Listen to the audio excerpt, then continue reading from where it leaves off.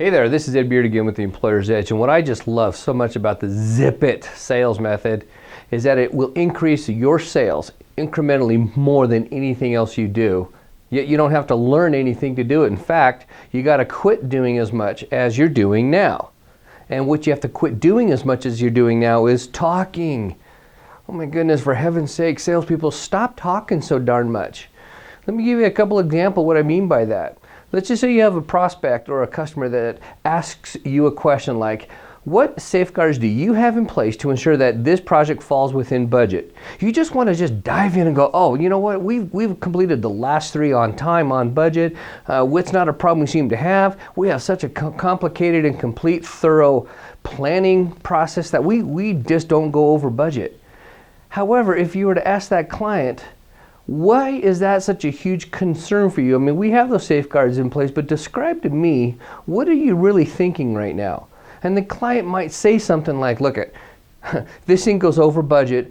I'm the guy that gets to get on a plane and fly out to the job site every 3 weeks. I get to manage that, and I get to miss all my daughter's softball games, and I told her I wouldn't do that.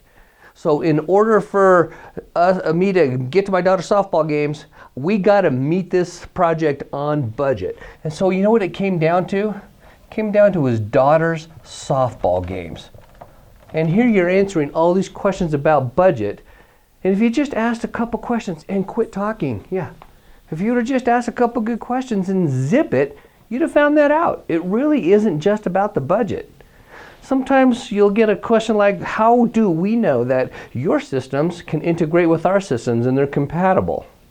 Oh yeah, we just want to jump in. Oh yeah, no, we've done all that. We've already had our techs talk to their techs. That whole thing is fine. Don't worry about it. It's not a problem. That's probably the best feature about our particular software. Whoa, stop. See, here's the thing. What the last vendor did that presented to this prospect is they said the exact same thing you just did, and it didn't happen.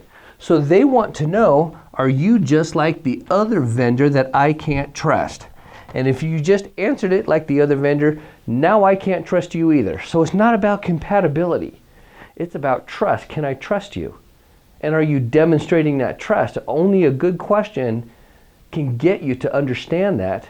And then zip it. Quit talking so much.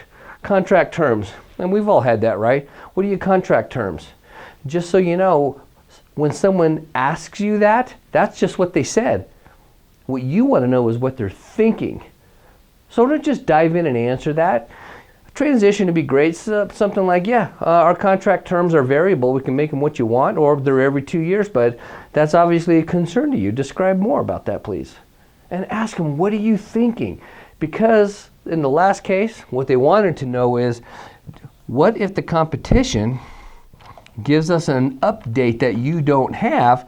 Are we be able to get out of our contract and take advantage of the competition's update?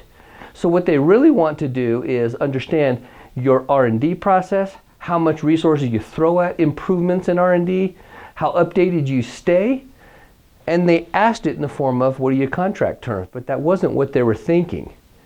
You need to share now your R&D and your update process, because that's what they really want to know. How many of us have been asked, how many of these have you sold? How many customers do you have? I mean, doctors frequently get asked, how many times have you performed this operation? Just know that's only what a patient or a prospect is saying. That is not necessarily what they're thinking. So ask a good question and zip it. Quit talking. And really understand the fear, the bottom line fear that someone is really faced with.